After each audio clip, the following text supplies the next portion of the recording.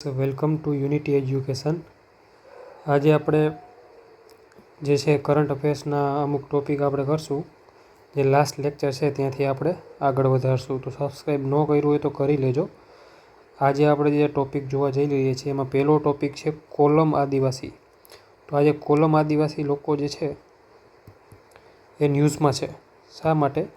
તો કે તેલંગાણાની અંદર આદિલાબાદ જિલ્લો આવેલો છે અને આદિલાબાદ જિલ્લો જે છે એની અંદર મુલાગુટ્ટા કરીને એક ગામ આવેલું છે.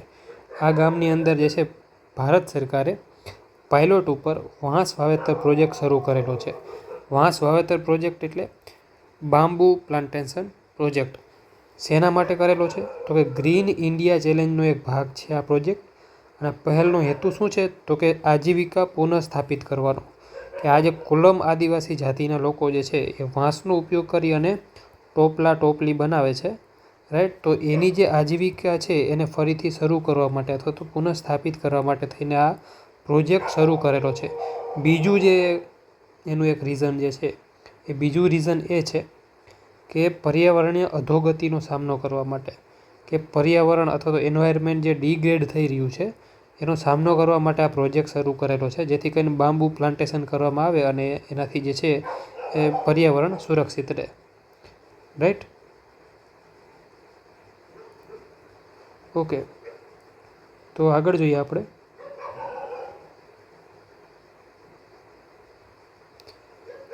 તો આ જે કોલમ આદિવાસી જાતિ છે એ પીવીટીજીમાં આવે છે. પીવીટીજી થશે કે પર્ટિક્યુલર વલ્નરેબલ ટ્રાઇબલ ગ્રુપ્સ, સંવેદનશીલ આદિવાસી જૂથ છે, પીવીટીજીની અંદર આવે છે અને એ છે કયા જગ્યાએ? તેલંગાણાની અંદર. હવે બીજો એક ક્વેશ્ચન એમાંથી એ પૂછાય છે કે તાજેતરમાં કોલમ આદિવાસી જૂથ જે છે એ ન્યૂઝમાં હતું તે તેલંગાણાની અંદર આવેલું છે એવું એક સેન્ટેન્સ આપી દે, તો ખાલી ફક્ત તેલંગાણાની અંદર આવેલું છે એવું સેન્ટેન્સ હોય તો એ શું થશે? ખોટું થશે.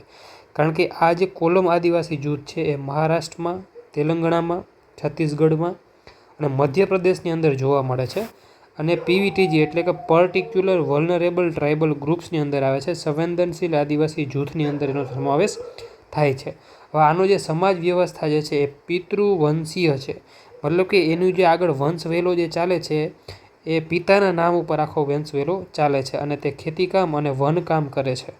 હવે આ લોકો જે છે એ ભાષા કઈ બોલે છે? તો કે દ્રવિડિયન કુળની કોલમી ભાષા જે છે એ ભાષા એ લોકો બોલે છે. એક આર્યન આવે છે કુળ અને એક છે દ્રવિડિયન ભાષાનું કુળ છે, બરાબર. તો આ બે ભાષાના ગ્રુપ છે એમાંથી દ્રવિડિયન ભાષાનું જે કુળ છે એની એક કોલમી ભાષા છે, એ ભાષા એ લોકો બોલે છે. અને સાંસ્કૃતિક રીતે ગોંડ જનજાતિ સાથે જોડાયેલા છે અથવા તો એની સંસ્કૃતિ ગોંડ જનજાતિ જેવી જોવા મળે છે. અમુક લાક્ષણિકતાની વાત કરીએ તો ભાષા હમણાં જોયું એમ કોલમી ભાષા બોલે છે. લિપિ એની છે નહીં, કોઈ બી પ્રકારની લિપિ છે નહીં. એક છે ભાષા અને બીજું છે લિપિ. તો હું જે લખું છું એને કહેવાય અત્યારે લિપિ. તો કઈ લિપિમાં લખું છું?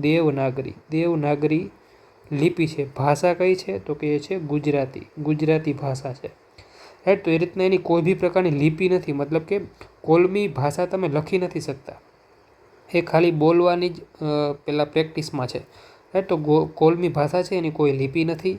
અને એના એલ્ડર લોકો છે, પુખ્ત વયના લોકો છે આ સમૂહના, એ મરાઠી ભાષા તથા તેલુગુ ભાષા પણ બોલી શકે છે અથવા તો બોલે છે. સમાજ વ્યવસ્થાની વાત કરીએ તો એમાં ચાલ દેવે, પાંચ દેવે, સહદેવે અને સતદેવે એવા જૂથ છે, અલગ અલગ કુળ છે. તો ક્વેશ્ચન એવો પૂછી શકે કે ચાલ દેવે, પાંચ દેવે, સહદેવે અને સતદેવે એ કુળ કયા વંશમાં આવેલા છે અથવા તો કઈ આદિજાતિના ભાગ છે? તો એ છે કોલમી, બરાબર. કોલમ આદિજાતિ જૂથ જે છે એના એ ભાગ છે. બીજી વસ્તુ એ છે કે પિતૃવંશી, હમણાં વાત કરીએ એમ વંશવાળી પુરુષોના નામ સાથે આગળ વધે છે, ખેતીકામ કરે છે, સાથે સાથે પશુપાલન કરે છે, માછીમારીનું કામ કરે છે, વન મજૂરી કરે છે અથવા તો વન પેદાશો જે છે એકઠી કરે છે ને એના રિલેટેડ બધું એ કામ કરે છે. સંસ્કૃતિની વાત આપણે કરીએ તો ગોંડ જાતિ જે છે એ સાંસ્કૃતિક રીતે કોની સાથે જોડાયેલા છે? કોલમ જે આદિવાસી લોકો જે છે એ સાંસ્કૃતિક રીતે કોની સાથે જોડાયેલા છે? ગોંડ જાતિ સાથે જોડાયેલા છે.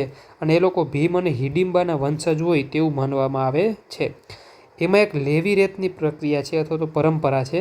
આ લેવી રેતની પરંપરા શું છે? તો કે કોઈ મહિલા વિધવા બને તો તે તેના મૃત પતિના ભાઈ જે છે એની સાથે લગ્ન કરે છે. તો એ રીત જે છે લેવી રીતની રીત કહેવામાં આવે છે. નેક્સ્ટ જે ટોપિક છે એ ટોપિક રિલેટેડ છે Codex committee on spices and culinary herbs. CCSCHનું એક સંગઠન છે. એનું 8મું સત્ર જે છે એનું આયોજન ગુવાહાટીમાં કરવામાં આવેલું છે. ગુવાહાટી આવેલું છે આસામમાં. તો આસામની અંદર ગુવાહાટીની અંદર Codex committee on spices and culinary herbs એનું 8મું સત્ર એનું આયોજન કરેલું છે. શેના માટે છે આ? તો કે મોટી ઇલાયચી છે, વેનીલા છે, ધાણા છે, એના અમુક પ્રકારના ધોરણો નોર્મ્સ જે છે એ નક્કી કરેલા છે અને ધોરણો જે છે એ સજેસ્ટ કરશે. આ જે કમિટી છે એ ધોરણો સજેસ્ટ કરશે. કોને સજેસ્ટ કરશે?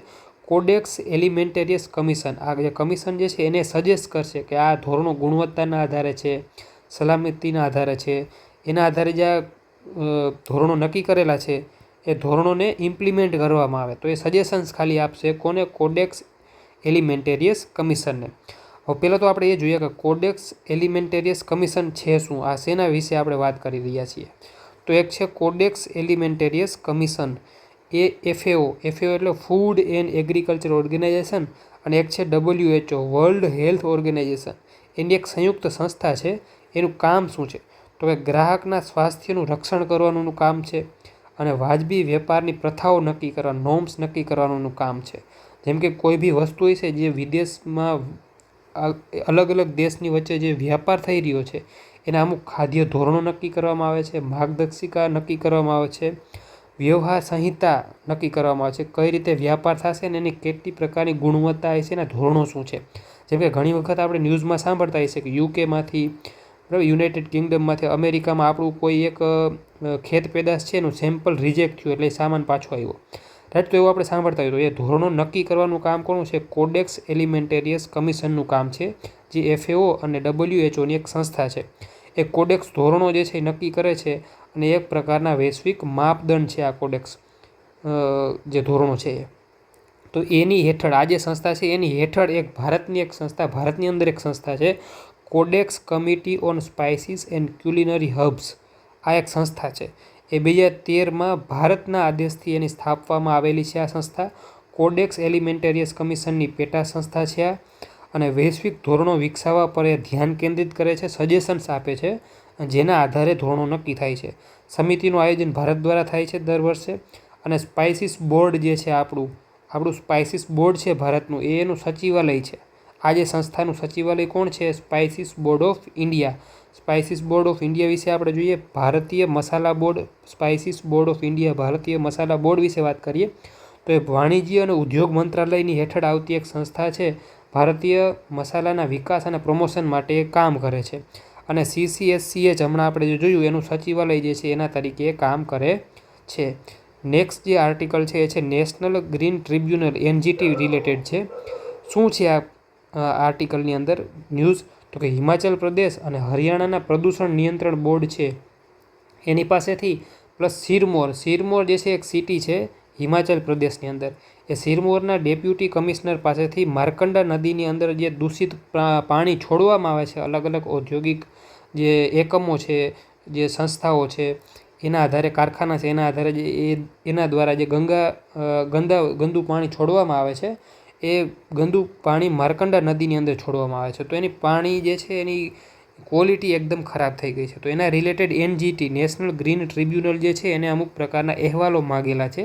તો આપણે એ જોવાનું છે કે NGT શું છે અને માર્કંડા નદી જે છે એ ક્યાં આવેલી છે, શું છે, રાઈટ. તો NGT જે છે એ સંસ્થા છે નેશનલ ગ્રીન ટ્રિબ્યુનલ, એના વિશે તમે સમાચારમાં સાંભળેલું જ છે. 2010માં એની સ્થાપના થયેલી છે અને વિશિષ્ટ ન્યાયિક સંસ્થા છે. ન્યાય આપવાનું કામ કરે છે, કેસ સાંભળે છે ને એના રિલેટેડ ચુકાદા આપે છે. ન્યાયિક સંસ્થા છે, રાઈટ. તો એક સેન્ટેન્સ તમને આપેલા હોય 3, એ સેન્ટેન્સમાં તમને આમાં ક્યાંક આપી દે કે ન્યાયિક સંસ્થા છે કે કેવા પ્રકારની સંસ્થા છે, એ રીતના, રાઈટ. તો એ ન્યાયિક સંસ્થા છે. પર્યાવરણીય સંરક્ષણ અને જંગલો, કુદરતી સંસાધનોનું સંરક્ષણ કરવાનું એનું કામ છે NGTનું.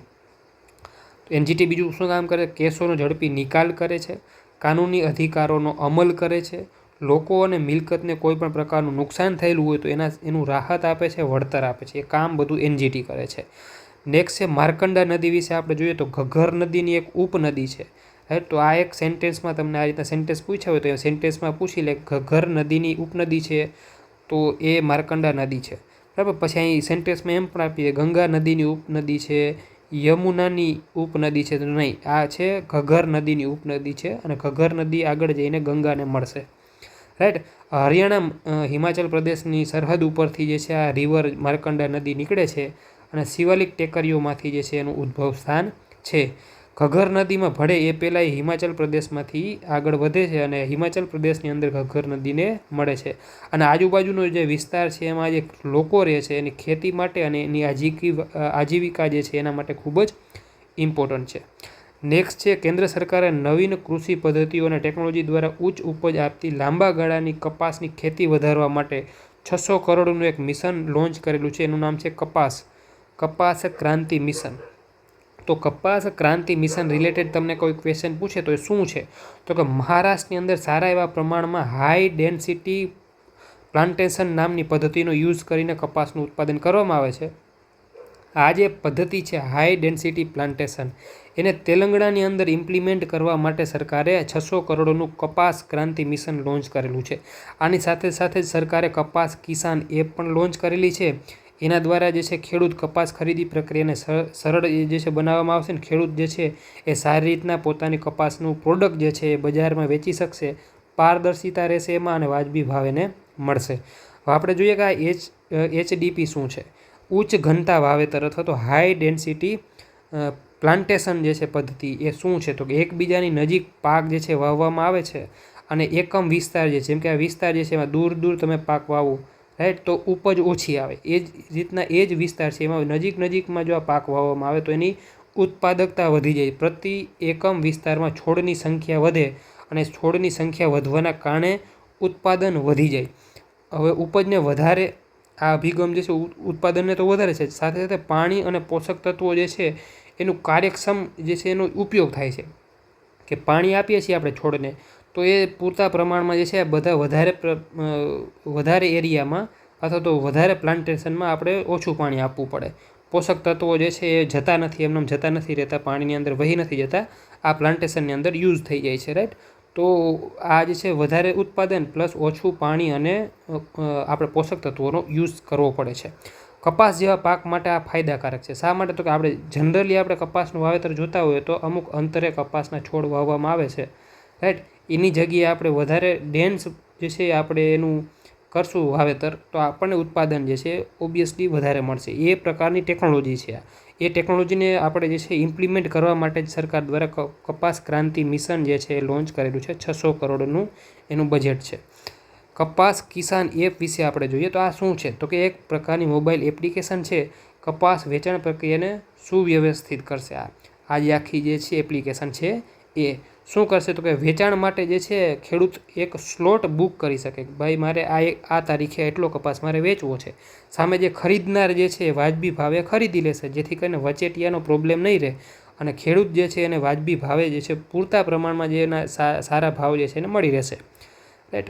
નેક્સ્ટ જે ન્યૂઝ છે એ છે તુવાલુ રિલેટેડ. તુવાલુ શું છે, એક ટાપુ દેશ છે. શું છે, તુવાલુ ટાપુ દેશ છે. International Union for Conservation of Nature IUCN નામની એક સંસ્થા છે, એનું 90મું સભ્ય બને છે, 90મો સભ્ય દેશ બનેલો છે તુવાલુ, રાઈટ. તો તાજેતરમાં IUCNનો 90મો સભ્ય દેશ કોણ બનેલું છે, કયો દેશ બનેલો છે, એ તમને ક્વેશ્ચન પૂછે, રાઈટ, તો એ આવશે, એનું નામ છે તુવાલુ. હવે તુવાલુ આપણે એરિયા પહેલાં તો ક્યાં આવેલો છે તુવાલુ જોઈએ. આ છે ઓસ્ટ્રેલિયા. ઓસ્ટ્રેલિયા તમે વર્લ્ડ મેપમાં જોયેલું જ હશે. અહીંયા છે ભારત, રાઈટ. ભારતથી તમે આ રીતના દક્ષિણ પૂર્વની અંદર આવશો તો દક્ષિણ પૂર્વની અંદર આ બધા ઇન્ડોનેશિયા, મલેશિયા બધા દેશ આવશે. એની નીચે ઓસ્ટ્રેલિયા છે. ઓસ્ટ્રેલિયાથી તમે આ બાજુ ઉત્તર પૂર્વની અંદર જશો, ઉત્તર પૂર્વની અંદર તુવાલુ દેશ આવેલો છે, રાઈટ. અને બીજા બી ઘણા બધા આવા આ જે એરિયા જે છે એ છે પેસિફિક ઓશન છે, બરાબર. પેસિફિક મહાસાગર જે છે એની અંદર જે છે તુવાલુ દેશ આવેલો છે, દક્ષિણ પેસિફિક ઓશિયનમાં આવેલો છે. એની આજુબાજુ બીજા પણ દેશ છે. ક્યારેક તમને પૂછી લે કયા સમુદ્રની, એવું ભાઈ ક્વેશ્ચન પૂછે છે કે આ ફલાણો ટાપુ જે છે એ કયા સમુદ્રમાં આવેલો છે, પેસિફિક ઓશિયનમાં છે, હિન્દ મહાસાગરમાં છે, એટલાન્ટિક ઓશિયનમાં છે, ક્યાં આવેલો છે, રાઈટ. તો અહીંયા છે વનુઆતુ છે, ફિઝી છે, ટોંગા છે, કુક આઇલેન્ડ જે હમણાં ન્યૂઝમાં હતા, કુક આઇલેન્ડ એ છે, સમોઆ છે, કિરીબાતી છે, સોલોમન આઇલેન્ડ છે જે ન્યૂઝમાં રહેતા હોય છે, તો તેની બાજુમાં છે તુવાલુ ટાપુ સમૂહ, રાઈટ। તો એના વિશે હવે આપણે જોઈએ કે એ 9 એટોલ્સ આવેલા છે। એટોલ્સ એટલે કે ટાપુઓના સમૂહ। આ રીતના ટાપુઓનો સમૂહ હોય ને એટોલ્સ કહેવાય। તેવા 9 ટાપુઓના સમૂહ એટલે કે 9 એટોલ્સ આવેલા છે। નીચાણવાળા ટાપુઓ છે, આમાં ટોટલ એનો એરિયા 26 ચોરસ કિલોમીટરનો છે, રાઈટ। હવે આ જે ટાપુઓ છે બરાબર, એ પાણીથી ઘેરાયેલા છે, સમુદ્રની અંદર છે। તો એનો જે એરિયા છે પેલો ફિશિંગ માટેનો એક્સક્લુઝિવ ઇકોનોમિક ઝોન જે છે એ તો મોટો થઈ જશે, કારણ કે એની દરિયાનો જે કાંઠો છે એ મોટો થઈ જશે। તો એની પાસે 9 લાખ ચોરસ કિલોમીટરનો આખો એક્સક્લુઝિવ ઇકોનોમિક ઝોન છે, અને ત્યાં દરિયાઈ જૈવ વિવિધતા આપણને જોવા મળશે। કોરલ રીફ જોવા મળે છે, માછીમારી ત્યાં સારા પ્રમાણમાં થાય છે, માછીમારી કરી શકાય છે, ફિશિંગ કરી શકાય છે, અને સ્થળાંતરિત દરિયાઈ પક્ષીઓની વસ્તી ત્યાં સારા એવા પ્રમાણમાં જોવા મળે છે તુવાલુ આઇલેન્ડમાં। હવે આબોહવા પરિવર્તનના લીધે દરિયાઈ સપાટી જે છે એ ઉપર આવી રહી છે ધીરે ધીરે। ગ્લોબલ વોર્મિંગના કારણે દરિયાકાંઠાનું ધોવાણ થઈ રહ્યું છે, આક્રમક પ્રજાતિઓ જે છે એ આવી રહી છે પ્રદેશમાં, એનું જોખમ છે। એના કારણે તુવાલુ આઇલેન્ડ જે છે એ સમાચારમાં રહેતો હોય છે વારંવાર। પરંતુ આપણે અત્યારે ન્યૂઝ શું છે તો કે તુવાલુ જે છે IUCNનું 90મું સભ્ય દેશ બનેલો છે। તો એટલા માટે આપણે તુવાલુને આપણે યાદ રાખવાનું। હવે છે ચંદ્રયાન 2 નામનું મિશન આપણે લોન્ચ કરેલું હતું 2019ની અંદર, રાઈટ। ચંદ્રયાન 2 આપણે લોન્ચ કરેલું હતું। એમાં એક હતું ઓર્બિટર જે ચંદ્રની આસપાસ ફરશે, અને એક હતું વિક્રમ લેન્ડર જે લેન્ડ કરશે। પરંતુ વિક્રમ લેન્ડર જે છે એ અસફળ ગયું, એને કોન્ટેક્ટ છોડી દીધો, બરાબર। અને ખાલી જે ઓર્બિટર જે આજુબાજુ ચંદ્રની આજુબાજુ જે ફરતું હતું ઓર્બિટર, એ કાર્ય એનું ચાલુ છે। તો એણે સૂર્યના કોરોનલ માસ ઇજેક્શન જે છે એનું પ્રથમ અવલોકન કરેલું છે, એના ડેટા આપણને મોકલેલા છે। સૂર્યનું કોરોનલ માસ ઇજેક્શન કોના દ્વારા તો કે ચંદ્ર ઓર્બિટરમાં ચંદ્રના વાતાવરણીય કમ્પોઝિશન એક્સપ્લોરર 2 નામનું એક પેલોડ હતું। પેલોડ એટલે કે એક પ્રકારનું સાધન જે આ કામ કરશે, સૂર્યના કોરોનલ માસ ઇજેક્શનને ડિટેક્ટ કરશે, બરાબર, એને ઓબ્ઝર્વ કરશે। તો ચંદ્રાસ એટમોસ્ફિયર કમ્પોઝિશન એક્સપ્લોરર 2 આ આખું એનું પેલોડનું નામ છે, રાઈટ। તો એણે જે છે આ સૂર્યના કોરોનલ માસ ઇજેક્શનને ડિટેક્ટ કરેલું છે ને એનો અભ્યાસ કરેલો છે। હવે ચંદ્રયાન 2 વિશે વાત કરીએ તો 22 જુલાઈ 2019ની અંદર GSLV Mk2M1 રોકેટની અંદર આપણે એને લોન્ચ કરેલું, તો એના દ્વારા લોન્ચ કરેલું છે।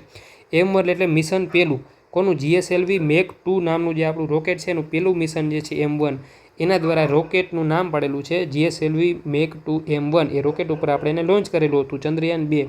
એમાં 8 વૈજ્ઞાનિક પેલોડ હતા, અને એમાંથી વિક્રમ લેન્ડર બી હતું જે તૂટી ગયું, બરાબર, ચંદ્રની સપાટી ઉપર પડ્યું ને તૂટી ગયું, એનું કોન્ટેક્ટ જે છે આપણે તૂટી ગયું, કોન્ટેક્ટ ન કરી શક્યા આપણે, રાઈટ। પરંતુ મિશન ઓર્બિટર જે છે એ આપણને ડેટા આપતું રહે છે, રાઈટ। હવે નેક્સ્ટ આપણે જે વાત કરશું એ આ શું છે, કોરોનલ માસ ઇજેક્શન શું છે। તો અહીંયા જુઓ, આ છે સૂર્ય, રાઈટ। તો સૂર્ય જે છે એની અંદરથી આવી સોલાર ફ્લેયર્સ નીકળે છે। આપણને ખબર છે કે સૂર્ય જે છે એ પોતાનો પ્રકાશ પોતે જ ઉત્પન્ન કરે છે। તો એની અંદર જે છે આ જે પ્રક્રિયા થાય છે, બરાબર, એના કેન્દ્રની અંદર, રાઈટ। તો ફ્યુઝન કહેવાય એને, શું કહેવાય, ફ્યુઝન કહેવાય। એક છે ફિઝન એટલે જે આ વિઘટન થાય, બરાબર, અણુનું વિઘટન થાય, એનાથી જે ઉર્જા પેદા થાય એને કહેવાય ફિઝન, જે આપણે પરમાણુ રિએક્ટરની અંદર કરીએ છીએ। પરંતુ અહીંયા થાય ફ્યુઝન, કે બે એટમ જે છે એ ભેગા મળીને એક એટમ બનાવે, એમાંથી વધારાની ઉર્જા એમિટ થાય, બરાબર, એ સૂર્યની અંદર થાય છે, એના સેન્ટરની અંદર। બે હિલિયમ જે છે, બે હાઇડ્રોજન પરમાણુ ભેગા થઈ અને એક હિલિયમ પરમાણુ બનાવે, તો એ વસ્તુ જે છે એ સૂર્યની અંદર થાય છે, એમાંથી એનર્જી નીકળે। હવે શું છે, સૂર્ય પોતાની ધરી ઉપર ભ્રમણ કરે છે। હવે જેવું ધરી ઉપર ભ્રમણ કરશે એટલે કેન્દ્ર ત્યાગી બળ લાગે એની સપાટી ઉપર, રાઈટ। તો એના જે ઇલેક્ટ્રોનને જે પ્રકાશની જે છે સોલાર વિન્ડ જે છે એ પેદા થાય છે, જે ઇલેક્ટ્રોનની જે ઉર્જા પેદા થાય છે એ બહારની તરફ ફંગોળાય છે, આ રીતના બહારની તરફ ફેંકાઈ જાય છે। તો બહારની તરફ ફેંકાય એનાથી સોલાર વિન્ડ પેદા થાય છે, સોલાર વિન્ડ, જેમાં ચાર્જ ઇલેક્ટ્રોન હોય છે। ચાર્જ ઇલેક્ટ્રોન હોય છે એક આવે છે પૃથ્વીની તરફ।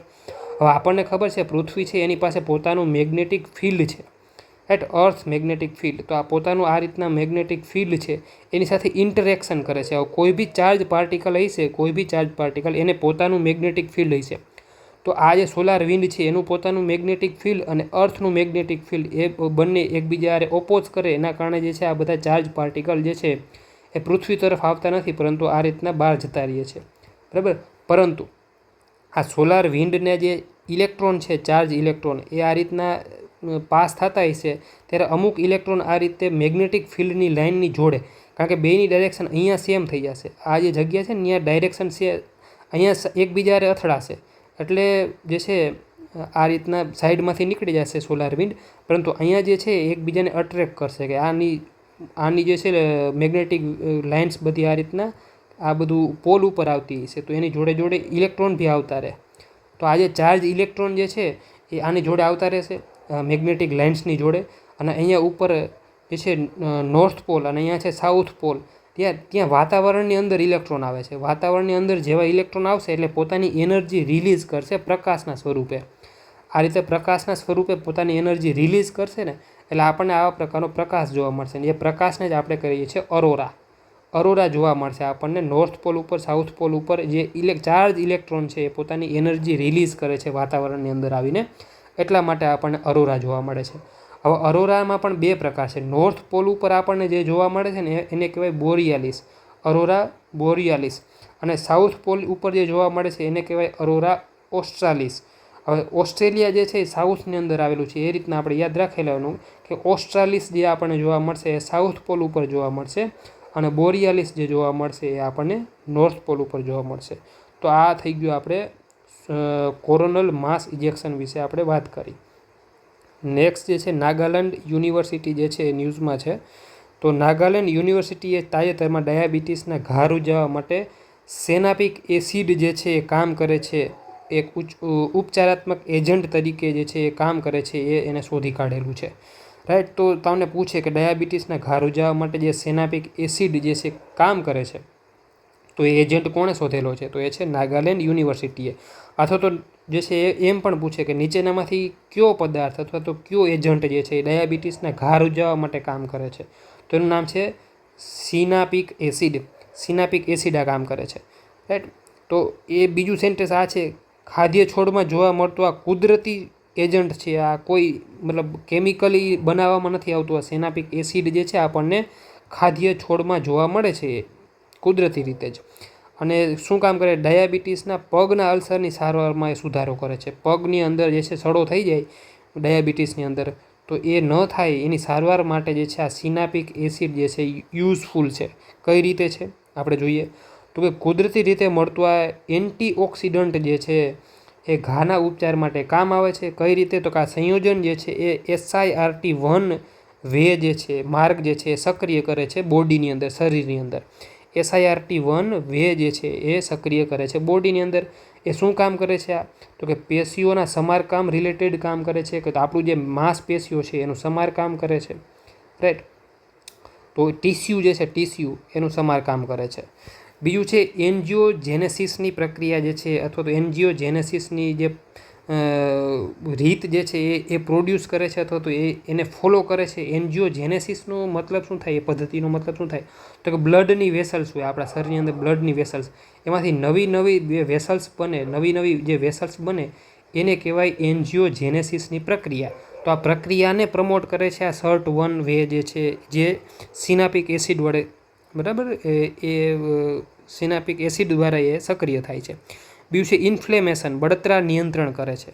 હવે જો કોઈ બી ડાયાબિટીક વ્યક્તિ હોય કે કોઈ બી સામાન્ય વ્યક્તિ હોય, એનો આ પગ છે, પગમાં ઘા લાગે, તો કોઈ બી પ્રકારનો ઘા તમારા શરીર ઉપર આવે તો સૌથી પહેલાં બળતરા થાય એમાં, બરાબર, ઇન્ફ્લેમેશન થાય. ઇન્ફ્લેમેશનના કારણે રિએક્શન આવે ને એના કારણે લાલ ઘા, લાલ ચકામાં એવું બધું થઈ જાય, તો એને કહેવાય ઇન્ફ્લેમેશન. ઇન્ફ્લેમેશન થાય પછી પેશીને નુકસાન પહોંચે. માનો કે ઘા લાગ્યો કોઈ શરીરની અંદર, આ ઘા લાગ્યો તો ત્યાં પેશી બધી મરી જાય, બરાબર. તો પેશી જે મરી જાય એનું સમારકામ કરવું પડે પાછું ફરીથી બોડી દ્વારા સમારકામ કરવામાં આવે. તો ટીસ્યુ જે છે બનાવવામાં, નવા ટીસ્યુ બનાવવામાં આવે છે, તો એના માટે SIRT1 કામ કરે છે. રાઈટ. તો જે ડાયાબિટીસના લોકો હોય એને ઘા રૂઝાતા વાર લાગે, રાઈટ, કારણ કે આ SIRT1 નામની પ્રક્રિયા જે છે એ ધીમી થઈ ગઈ હોય. તો આ જે સિનાપિક એસિડનો યુઝ કરીને આપણે આ પ્રક્રિયા જે છે એને ઝડપી બનાવીએ, એનાથી જે પેશી જે છે એનું સમારકામ થશે, એન્જિયોજેનેસિસ થશે. એટલે આ જે ઘા રૂઝાશે એમાં નવી જે બ્લડની વેસલ્સ બનવાની પ્રક્રિયા છે, રાઈટ, તો એ પ્રક્રિયા થશે, એન્જિયોજેનેસિસ થશે, બરાબર, બળતરા નિયંત્રણ થશે. તો એના માટે થઈને જે છે આ સિનાપિક એસિડ યુઝ થાય છે. અને કોણે શોધી કાઢેલું છે? નાગાલેન્ડ યુનિવર્સિટીએ શોધી કાઢેલું છે. તો આપણે યાદ રાખવાનું એટલું.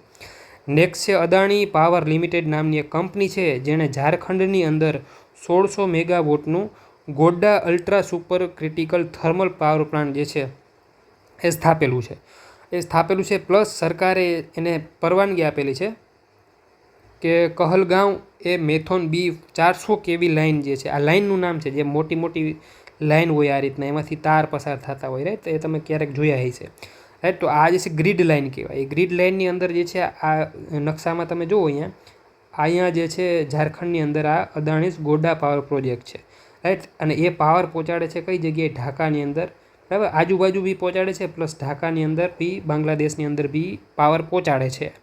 તો લાઇન ઇન લાઇન આઉટનું કનેક્શન જે છે વ્યવસ્થા એમાં શરૂ કરેલી છે. એનો શું મતલબ કે અહીંયા પાવર પ્લાન્ટ છે એની બાજુથી કોઈ લાઇન પસાર થાય છે, ગ્રીડ પસાર થાય છે, તો એના જે છે કનેક્શન જે છે એમાં આપવામાં આવશે, જેથી કરીને પોતાની જે થર્મલ એનર્જી એ પ્રોડ્યુસ કરે છે, થર્મલ એનર્જી દ્વારા ઇલેક્ટ્રિસિટી જે પ્રોડ્યુસ કરે છે એ એક જગ્યાએથી બીજી જગ્યાએ પહોંચાડી શકે. તો આપણે યાદ એ રાખવાનું, Godda ultra super critical thermal power plant ક્યાં આવેલું છે? તો એ આવેલું છે અહીંયા ઝારખંડની અંદર આવેલો છે. કોના દ્વારા બનાવેલો છે? અદાણી પાવર લિમિટેડ દ્વારા બનાવેલો પ્રોજેક્ટ છે. નેક્સ્ટ જોશો અહીંયા તમે બાજુમાં ફોટોગ્રાફ જોયું છે કે આ મહિલા જે છે એ જાપાનના પ્રથમ મહિલા વડાપ્રધાન છે. મોસ્ટ ટાઈમ ક્વેશ્ચન આવા ક્વેશ્ચન પૂછાય છે. જાપાનના પ્રથમ મહિલા વડાપ્રધાન તરીકે કોણ ચૂંટાયું છે? તો એનું નામ છે સનાઈ તાકાઈચી. સનાઈ તાકાઈચી નામના મહિલા જે છે એ જાપાનના પ્રથમ મહિલા વડાપ્રધાન બનેલા છે. ઘણા બધા આના ન્યૂઝ આર્ટિકલ બી આવેલા હતા અને નરેન્દ્ર મોદી સાહેબ દ્વારા એને અભિનંદન પણ પાઠવવામાં આવેલા હતા, ટ્વીટ કરવામાં બી આવેલું હતું. તો આ ન્યૂઝમાં હતું. નેક્સ્ટ છે અબોલિશન ઓફ કફાલા. કફાલા અબોલિશન, કફાલા પદ્ધતિનું અબોલિશન કરેલું છે. કયા દેશે કફાલા પદ્ધતિનું પ્રણાલીનું જે છે અબોલિશન કરેલું છે, નાબૂદ કરેલી છે? તો એ છે સાઉદી અરેબિયા. સાઉદી અરેબિયા નામનો દેશ છે જ્યાં જૂની કફલા અથવા તો કફાલા મજૂર પ્રયોજકતા પ્રણાલી જે છે શરૂ હતી, એને નાબૂદ કરવામાં આવેલી છે. હવે આ વિવાદાસ્પદ હતી. આંતરરાષ્ટ્રીય શ્રમ અને માનવ અધિકાર જૂથ જે છે એના દ્વારા વિરોધ કરાયેલો છે, ટીકા કરેલી હતી. એટલા માટે થઈને ક્રાઉન પ્રિન્સ મોહમ્મદ બિન સલમાન જે સાઉદી અરેબિયાના, એણે વિઝન 2030 હેઠળ જે છે આ કફલા પદ્ધતિ એને નાબૂદ કરી, જેના કારણે વિદેશી રોકાણ જે છે એ વધારે આકર્ષાશે એ દેશની અંદર. કફલા પ્રણાલી અથવા કફાલા પ્રણાલી વિશે આપણે જોઈએ તો 1950ની અંદર શરૂ કરેલી હતી. વિદેશી કામદારોના રોજગારને સ્થાનિક પ્રયોજક અથવા તો કફીલ સાથે જોડીને નિયંત્રિત કરતી હતી. મતલબ વિદેશમાંથી ઘણા બધા લોકો એ દેશમાં આવી જાય સાઉદી અરેબિયાની અંદર, રાઈટ. તો એ ત્યાંની રોજગારી ઉપર, જે ત્યાંની સ્થાનિક રોજગારી છે એને અસર પહોંચાડે. એને એટલા માટે થઈને સરકારે એક કાફિલ જે છે અથવા તો કફીલ જે છે એની જરૂરી એમાં એને દાખલ કરવામાં આવેલા છે એની વચ્ચે એ પ્રક્રિયામાં, કે કફીલ છે તો કફીલ જે છે એ સ્પોન્સર કરશે આ બધા જે રોજગાર છે, બરાબર. મજૂર જે છે એ મજૂરને સ્પોન્સર કરશે. અને મજૂર કોઈ બી વ્યક્તિએ કામ કરવા સાઉદી અરેબિયામાં કામ કરવું હોય છે તો કફીલ દ્વારા જ કામ કરી શકશે. અને કફીલ ત્યાંના સ્થાનિક વ્યક્તિ હોય, રાઈટ. તો કફીલ જે છે એક પ્રકારના એજન્ટ, એના દ્વારા જે કામ કરી શકશે. એના ઉપર જે છે આખો કંટ્રોલ રાખતા કફીલ જે છે એ આ લોકો ઉપર પૂરેપૂરો કંટ્રોલ રાખતા. તો નોકરીદાતાઓને અતિશય નિયંત્રણ હતું. જે નોકરી આપે છે નોકરીદાતા જે છે સાઉદી અરેબિયાની અંદર, એનું ખૂબ નિયંત્રણ હતું. જેમ કે પાસપોર્ટ જપ્ત કરી લેતા, હિલચાલને પ્રતિબંધિત કરી શકતા, આવન જાવન જે છે એ રોકી શકતા હતા એ લોકો, બરાબર. નોકરીમાં ફેરફાર કરી શકતા હતા, એની ટર્મ્સ એન્ડ કન્ડિશનમાં ફેરફાર કરી શકતા હતા, દેશમાંથી બહાર પણ કાઢી શકતા હતા. હા, તો આ બધા જે છે એના પાસે રાઇટ્સ હતા એ સમયે. તો એક શોષણ છે, એક દુર્વ્યવહાર છે, એક પ્રકારની મોડર્ન જે છે સ્લેવરી છે, બરાબર. આધુનિક જે છે આપણે એને શું કહેવાય, સ્લેવરી કહી શકીએ આપણે, રાઈટ. તો એને દૂર કરેલું છે. અને ILO જે છે ઇન્ટરનેશનલ લેબર ઓર્ગેનાઇઝેશન, એના જે નિયમ છે એની વિરુદ્ધ હતું, રાઈટ. તો ILOના એક ડેટા જે છે વૈશ્વિક સ્થળાંતરિત કાર્યબળના 10%થી વધુ ગલ્ફ કોઓપરેશન કાઉન્સિલ GCC દેશોમાં જે છે કાર્યરત છે. તો આખા દેશમાં જેટલા પણ મજૂરો બીજા દેશમાં કામ કરવા જાય છે એમાંથી 10% લોકો ક્યાં કામ કરવા જાય છે? GCC કન્ટ્રીમાં, ગલ્ફ કોઓપરેશન કાઉન્સિલના જે દેશો છે એમાં કામ કરવા જાય છે. અને આ GCCની અંદર જે સ્થળાંતરિત કરીને જે કામ લોકો કરે છે એમાં સૌથી મોટો સ્ત્રોત, જે સૌથી વધારે લોકો હોય, વાર્ષિક 8 મિલિયનથી વધુ લોકો કોના છે? ભારતના છે. 8 મિલિયન એટલે 80 લાખ. વાર્ષિક 80 લાખ લોકો તો ભારતમાંથી જ ત્યાં કામ કરવા માટે જાય છે, રાઈટ. તો આ એક ડેટા છે. બહેરીન જે છે, બહેરીન એ 2009ની અંદર જે છે આ કફલા પ્રથા જે છે એ નાબૂદ કરનાર પ્રથમ દેશ અથવા તો પ્રથમ ગલ્ફ કન્ટ્રી હતું. નેક્સ્ટ આપણે જોઈએ, એક એટલાસ નામનું જે છે સર્ચ એન્જિન આવેલું છે, રાઈટ. ChatGPT એટલાસ નામનું જે છે સર્ચ એન્જિન આવેલું છે, નવું વેબ બ્રાઉઝર આવેલું છે. તો તે કોના દ્વારા લોન્ચ કરેલું છે? ઓપન એઆઈ દ્વારા. ઓપન એઆઈ દ્વારા ચેટ જીપીટી લોન્ચ કરેલું હતું અને ઓપન એઆઈ દ્વારા જે છે એટલાસ નામનું જે છે આ સર્ચ એન્જિન નવું વેબ બ્રાઉઝર લોન્ચ કરેલું છે. તો એટલું જ આપણા માટે ઇમ્પોર્ટન્ટ છે. ચેટ જીપીટી એટલાસ જે છે એટલાસ નામનું આ નવું સર્ચ એન્જિન, જેમ ગૂગલ જે છે ગૂગલ, રાઈટ, તો ગૂગલમાં આપણે કેમ સર્ચ કરી શકીએ એમ આમાં બી આપણે સર્ચ કરી શકશું એટલાસની અંદર બી. કોના દ્વારા લોન્ચ કરેલું છે? તો એ છે ઓપન એઆઈ દ્વારા લોન્ચ કરેલું છે. એની હારે આપણે વાતચીત કરી શકશું, બરાબર, બોલીને બી સર્ચ કરી શકશું. કાર્યક્ષમ છે વધારે, કારણ કે ચેટ જીપીટી હારે કનેક્ટેડ છે, એઆઈ સાથે કનેક્ટેડ છે અને વ્યક્તિગત પર્સનલાઇઝ કરી શકશો. કોઈ બી વ્યક્તિ જે છે એનું પર્સનલાઇઝ પોતાનું એક જે છે સર્ચ એન્જિન હશે, જેથી કરીને સારી રીતના કાર્યક્ષમ રીતે યુઝ કરી શકશે. આગળ જે છે ભારતે તાજેતરની અંદર કાબુલમાં તેનું સંપૂર્ણ દૂતાવાસ સત્તાવાર રીતે ફરીથી ખોલ્યું છે. અત્યાર સુધી જે છે તાલિબાન જે છે અફઘાનિસ્તાનની અંદર કોની સરકાર જ છે અત્યારે? તાલિબાનની છે. તો ભાઈ અમેરિકા છોડીને ગયું અફઘાનિસ્તાન, ત્યારે તાલિબાનનું શાસન આવ્યું. તાલિબાન જ્યારે શાસન આવ્યું ત્યારથી ભારતનું દૂતાવાસ જે છે એ સંપૂર્ણ રીતે ત્યાં ચાલુ નહોતું, રાઈટ. તો હવે ભારતે સંપૂર્ણ દૂતાવાસ જે છે સત્તાવાર રીતે ચાલુ કરી દીધું છે. કઈ જગ્યાએ? કાબુલની અંદર, અફઘાનિસ્તાનની અંદર. તો એ સમાચારમાં છે તો પૂછી શકે. તો શું હેતુ છે? તો હેતુ કાંઈ નહીં ભાઈ, આપણું ઘણું બધું જે છે ત્યાં ઇન્વેસ્ટમેન્ટ છે અફઘાનિસ્તાનમાં. અફઘાનિસ્તાનમાં આપણું બહુ મોટા પ્રમાણમાં ઇન્વેસ્ટમેન્ટ છે, રાઈટ. તો એ લાંબા સમયથી જે છે ચાલતા વિકાસલક્ષી સુરક્ષા હિતોનું રક્ષણ કરવા માટે થઈને આ પગલું લીધેલું છે. ચીન અને પાકિસ્તાન પ્રભાવનો સામનો કરવાનું એક એમ છે કે ચીનનો બી આપણે સામનો કરી શકીએ, પાકિસ્તાનનો બી આપણે સામનો કરી શકીએ. હમણાં જોઈએ જ છે કે ભાઈ અફઘાનિસ્તાન અને પાકિસ્તાનની જે બોર્ડર છે, અફઘાનિસ્તાન અને પાકિસ્તાનની બોર્ડર ઉપર જે છે હુમલા થઈ રહી છે, અંદર જે છે લડાઈ ચાલી રહી છે, રાઈટ. તો એનું જે પ્રભુત્વ છે પાકિસ્તાન ચીનનું, એને આપણે ઘટાડવા માટે તેના પગલું આપણે લીધેલું છે. નેક્સ્ટ જે છે ન્યૂઝ છે એ રાષ્ટ્રપતિ રિલેટેડ છે. રાષ્ટ્રપતિ દ્રૌપદી મુર્મુજી જે છે એ કેરળના સબરીમાલાની અંદર ભગવાન અયપ્પાના મંદિરના એને દર્શન કરેલા છે. તો આવું કરનારે પ્રથમ ભારતીય મહિલા રાષ્ટ્રપતિ છે અને ભારતના રાષ્ટ્રપતિમાં બીજા ભારતીય રાષ્ટ્રપતિ જે છે જેણે મુલાકાત લીધેલી છે અયપ્પા મંદિરની, જે કેરળની અંદર આવેલું છે, સબરીમાલા મંદિર તરીકે પણ ઓળખાય છે. આની પહેલાં 1970માં વીવી ગિરી જે છે એણે યાત્રા કરેલી હતી. તો રાષ્ટ્રપતિ, ખાલી રાષ્ટ્રપતિ પૂછે તો બીજા રાષ્ટ્રપતિ અને મહિલા રાષ્ટ્રપતિ પૂછે તો ભારતના પ્રથમ મહિલા રાષ્ટ્રપતિ છે જેણે ત્યાં મુલાકાત લીધેલી છે. હવે ભગવાન અયપ્પા મંદિરની વાત કરીએ તો તે દ્રૌપદી મુર્મુ સૌથી પહેલાં જે છે પંબા પહોંચ્યા. પંબા પાસે ત્યાં પંબા નદીમાં એણે પગ ધોયા, જે પણ એની પ્રક્રિયા છે કરેલી છે. પંપા નદી આવેલી છે ત્યાં, અને ઈરુમુદી બંડલ લઈને જે છે ભગવાન અયપ્પાની જે છે પ્રાર્થના કરવા માટે ગયેલા. તો ઈરુમુદી બંડલ અહીંયા તમે જોવો છો, બધેના ઉપર સફેદ કલરનું આ પોટલું છે. આ સફેદ કલરનું જે પોટલું જે છે, રાઈટ, આ સફેદ કલરનું પોટલું એને કહેવાય છે ઈરુમુદી અથવા ઈરુમુડી બંડલ. ઈરુમુડી બંડલ જે છે એક પવિત્ર પોટલું છે, સબરીમાલા મંદિરની યાત્રા દરમિયાન લઈ જવામાં આવે છે આ. અને એમાં 2 કમ્પાર્ટમેન્ટ હોય છે. એના આ બંડલ જે છે તો એના 2 ભાગમાં છે. એક ભાગમાં જે છે પ્રસાદ હોય છે અને બીજા ભાગમાં જે છે એના અંગત સામાન હોય છે વ્યક્તિનો, કે કપડાને એવું બધું હોય છે એમાં.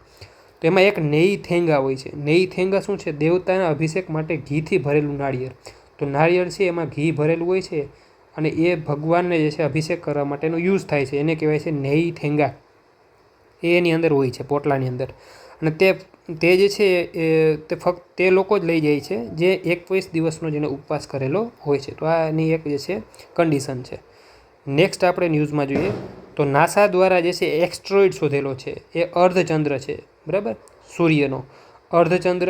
જેમ કે આપણે સેટેલાઇટ છે ને, નેચરલ સેટેલાઇટ છે. ચંદ્ર જે છે ચંદ્ર જે છે પૃથ્વીનો નેચરલ સેટેલાઇટ છે. એ રીતના આ અર્ધચંદ્ર છે, સેમી સેટેલાઇટ જેને આપણે કહી શકીએ. તો પૃથ્વીની પરિક્રમા કરતો એક સેમી સેટેલાઇટ હતો તો અર્ધચંદ્ર શોધેલો છે નાસાએ, જેનું નામ છે 2025 PN7.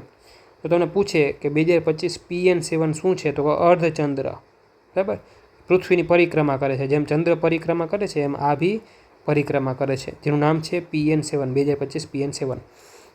બરાબર, એક નાનો એસ્ટરોઇડ છે. 1960ના દાયકાની અંદર સૂર્યની આસપાસ જે છે પૃથ્વીની સાથે પરિભ્રમણ કરતો જોવા મળેલો હતો અને 2038 સુધી એ લગભગ પરિભ્રમણ કરશે પૃથ્વીની સાથે સૂર્યનું, રાઈટ. તો એ ન્યૂઝમાં હતું.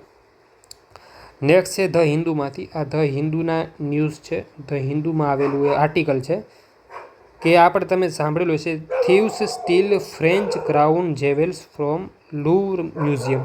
તો લુવ્ર નામનું મ્યુઝિયમ આવેલું છે જ્યાંથી ફ્રેન્ચ ક્રાઉનના અમુક પ્રકારના ઘરેણાં જે છે ચોરી કરવામાં આવેલા છે. તો તો આ લુવ્ર મ્યુઝિયમ જે છે એ ક્યાં આવેલું છે? પેરિસની અંદર, બરાબર ને? પેરિસ ક્યાં આવેલું છે? ફ્રાન્સની અંદર. તો તમને પૂછે તાજેતરમાં લુવ્ર મ્યુઝિયમ જે છે એ ન્યૂઝમાં હતું, સમાચારમાં હતું, એ કયા દેશમાં આવેલું છે? તો એ છે ફ્રાન્સની અંદર. ફ્રાન્સની અંદર આવેલું છે. અને કયા સિટીની અંદર પૂછે તો પેરિસની અંદર આવેલું છે. Louvre the world's most visited museum, home to the Mona Lisa. Right. તો દુનિયાનું સૌથી વધારે વિઝિટેડ કોઈ મ્યુઝિયમ હોય તો એ લુવ્ર મ્યુઝિયમ છે, જ્યાં મોનાલિસાની પેઇન્ટિંગ આવેલી છે. નેક્સ્ટ છે પંવર લીડ્સ ઇન્ડિયાઝ ગ્લિટરિંગ શો. શેના રિલેટેડ છે? સ્પોર્ટને રિલેટેડ છે. બલરાજ પંવાર જે છે એને 2025 એશિયન રોવિંગ ચેમ્પિયનશિપની અંદર, જેનું આયોજન હાઈ ફોંગ વિયેતનામની અંદર કરવામાં આવેલું હતું, એમાં 10 મેડલ જીતેલા છે. 10 મેડલ ટોટલ જીતેલા છે બલરાજ પંવારે. કે એમાં રોવિંગની અંદર, રોવિંગ એટલે કે આ રીતના એક હોડકી બનાવેલી હોય, બરાબર, એની અંદર એક વ્યક્તિ બેઠેલો હોય અને વ્યક્તિની હાથમાં 2 પેલા ચપ્પુ હોય, ચપ્પુ ચલાવે આ રીતના, બરાબર, અને હોડી આગળ આ રીતના જાય તો એને કહેવાય રોવિંગની સ્પર્ધા. તો એ રોવિંગની સ્પર્ધામાં એને 10 મેડલ મેળવેલા છે. એમાંથી 3 જે છે 3 એ ગોલ્ડ મેડલ છે, 5 જે છે એ સિલ્વર મેડલ છે. તો 3 ગોલ્ડ પ્લસ 5 સિલ્વર 8 અને 2 બ્રોન્ઝ. તો ટોટલ કેટલા થયા? 10 મેડલ. 10 મેડલ એ એક વ્યક્તિએ મેળવેલા છે અલગ અલગ ઇવેન્ટની અંદર. તો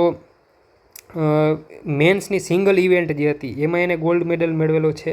પછી lightweight men's double scull pair, એટલે 2 જણા સિંગલમાં પણ ગોલ્ડ, 2 જણા પછી એમાં ભાગ લઈએ એમાં બી એને ગોલ્ડ મેળવેલો છે.